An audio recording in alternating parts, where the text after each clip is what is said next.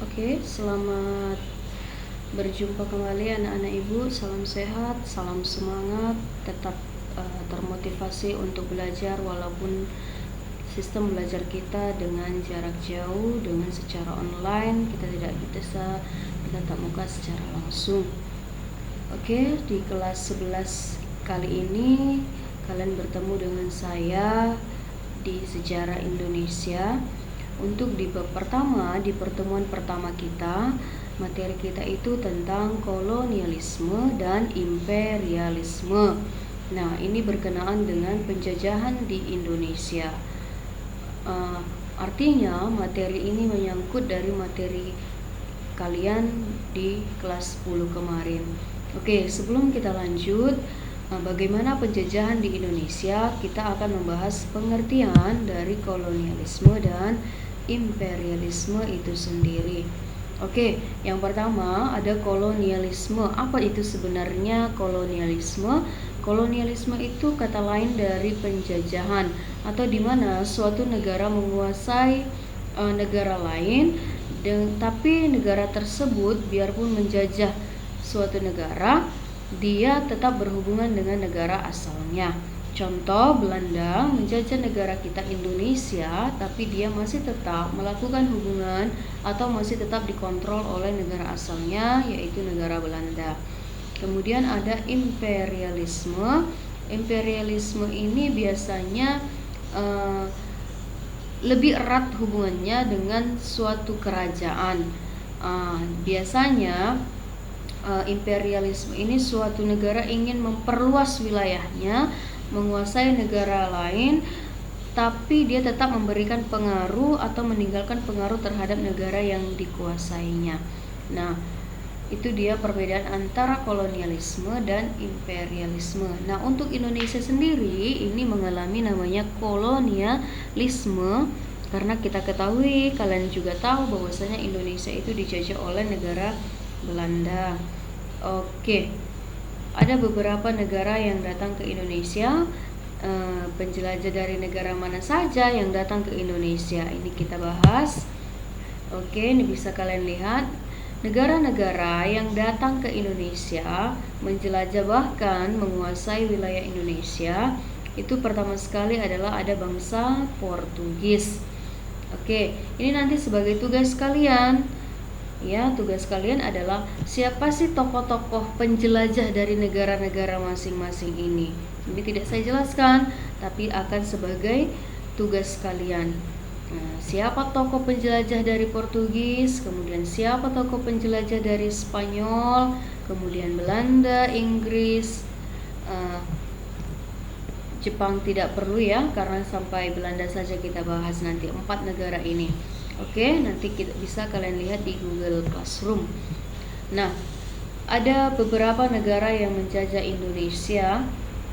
Nah, negara-negara inilah nanti yang akan menguasai wilayah Indonesia, menjajah wilayah Indonesia. Ada yang lama, ada yang hanya sementara karena sudah digantikan oleh negara lain. Contoh, Portugis dan Spanyol ini lebih banyak menguasai wilayah Indonesia di bagian Indonesia Timur. Nah, Inggris dan Belanda ini biasanya lebih dominan, mereka melakukan penjajahan Indonesia di wilayah Indonesia bagian barat. Seperti kita ketahui bersama, Belanda adalah negara yang paling lama menguasai wilayah Indonesia, kurang lebih 350 tahun, itu yang tertera di buku sejarah. Tapi kita bisa memastikan apakah benar Indonesia dijajah Belanda selama 350 tahun. Nanti akan kita bahas di pertemuan berikutnya. Oke, apa sebenarnya yang melatar belakangi bangsa asing melakukan penjelajahan atau penjajahan di Indonesia? Nah, itu faktor yang pertama, itu karena jatuhnya Konstantinopel ke tangan Turki Utsmani. Kemudian penyebab yang kedua itu adanya penemuan kompas. Nah, kenapa dikatakan penemuan kompas? Karena dengan adanya penemuan kompas ini bersamaan dengan namanya revolusi industri. Nah, di revolusi industri ini akan ada namanya penemuan-penemuan teknologi atau penemuan ilmu pengetahuan baru. Disitulah banyaknya tokoh-tokoh penemu, termasuklah mereka menemukan kompas untuk melakukan penjelajahan berlayar untuk menemukan wilayah. Maka dengan adanya penemuan kompas ini banyaknya tokoh-tokoh yang menemukan wilayah baru atau benua baru seperti benua Asia, benua Amerika, benua Afrika. Nah, kemudian penyebab yang ketiga adalah semangat rekonquista. Nah, penyebab utamanya yang menyebabkan kenapa bangsa asing itu sampai datang ke Indonesia atau ke wilayah-wilayah lain itu adalah adanya semangat 3G. Ya, 3G bukan 3G ya, 3G. 3G itu yang pertama ada gold, ini ya, ada gold. Gold itu artinya semangat untuk mencari kekayaan. Kemudian ada semangat glory atau mencari kejayaan. Kemudian gospel, semangat untuk menyebarkan agama Nasrani. Ini penyebab utama atau semangat yang dilakukan oleh bangsa barat untuk melakukan penjelajahan, termasuklah sampai ke Indonesia. Ini perlu kalian ingat, semangat 3G, gold, glory, dan gospel. Oke, bagaimana imperialisme dan kolonialisme di Indonesia? Oke, yang pertama itu adalah menguasai wilayah strategis Indonesia untuk menjalankan perdagangan.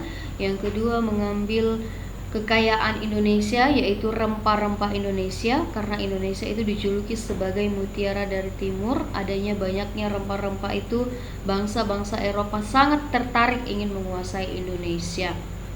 Kemudian